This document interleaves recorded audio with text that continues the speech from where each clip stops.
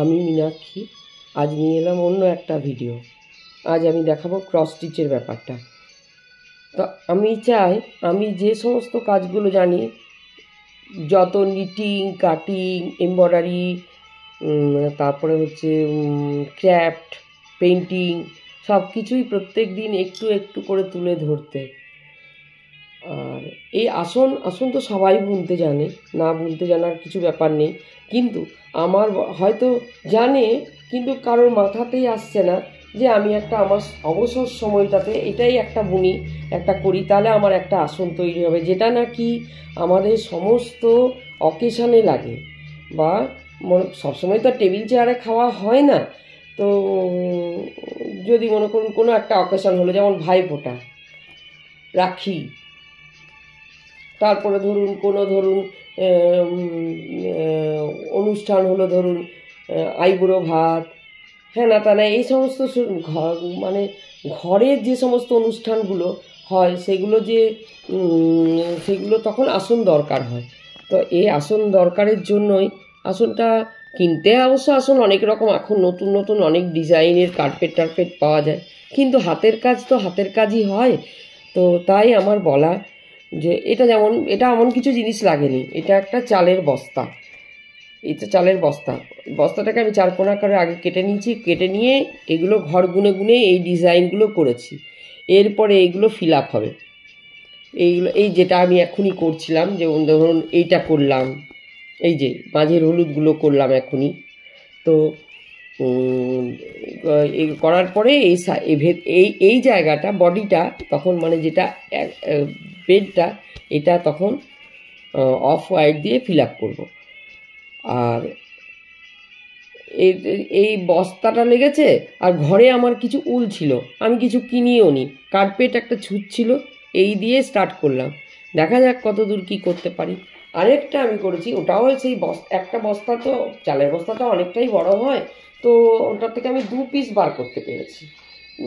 আর পিছন দিকটা একটু খারাপ ছিল, তো দেখুন এই একটা করেছি। এটা যেমন দেখুন, এই যে লাল যেগুলো দেখতে পাওয়া যাচ্ছে, সেগুলো আমি ঘর গুনে গুনে আগে চৌকো চৌকো করে নিয়েছি। চৌকো করে নেওয়ার পর এগুলোকে পুরো ঘরটা জুড়েই ফিল আপ করেছি। এটা করতে বিশেষ কিছু অসুবিধা নেই, আর করতেও ভালো লাগে। তো অবসর সময়ে কিছু কাজ নিয়ে ব্যস্ত থাকাটাও ভালো। কিনতে তো সবই পাওয়া যায়, কিনতে কেন পাবো না, কিন্তু তবুও। আর ডিটেলে যদি বলতে হয়, প্রত্যেকটা জিনিস যদি আমাকে দেখিয়ে দিতে হয়, সেটা অফলাইন বা অনলাইন ক্লাসের মাধ্যমে বা টিউটোরিয়ালের মাধ্যমে আমি দেখাতে পারি, যেটা আমি করি অবশ্য। তো এই দুটো করেছি। এই দেখুন, একটা আমি আয়নার ঢাকা করছি, এটা কিন্তু দসুতি কাপড়, দসুতি কাপড়ের ওপরে এই দেখুন সাইডটা আমি করেছি, সাইডটা আশা করি দেখা যাচ্ছে, সাইডটা করেছি। এরপরে মাঝে আমি একটা, দুটো, 3টে ফুল দেব, একটু বড় বড় টাইপের 3টে ফুল দেব। তারপরে এই পাশটা মুড়ে ওই সুতো পরানো যেমন ঢাকা করা যায়, আমি একটু তুলে ধরি, দেখুন কেমন লাগছে। সাইডটা এটা হলো, এবার সাইডের পরে মাঝেরটা হলে তখন আমি আরেক দিন না হয় আরেকটু দেখাবো। তো যাই হোক, আমি বলতে চাইছি যে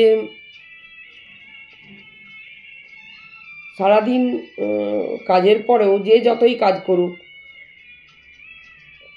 মানে আমার কথাই আমি বলি, আমি সারাদিন ঘরে আমি বাগান করি, তার মধ্যে আরও রান্না করি, আরও কিছু করি, এই সমস্ত করার পরেও মনে হয় কি বসে আছি, তাহলে আরেকটা কিছু করি।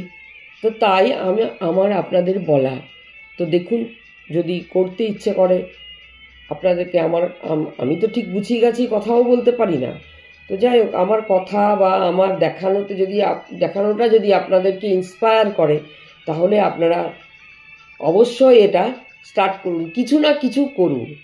অলওয়েজ রান্না করা, খাওয়া, সাংসারিক কাজ বাদ দিয়েও কিছু নিজের জন্য, নিজেকে এনগেজ রাখার জন্য কিছু করা। আজ এখানেই শেষ, কাল আবার নিয়ে আসবো অন্য একটা ভিডিওতে। রাখছি।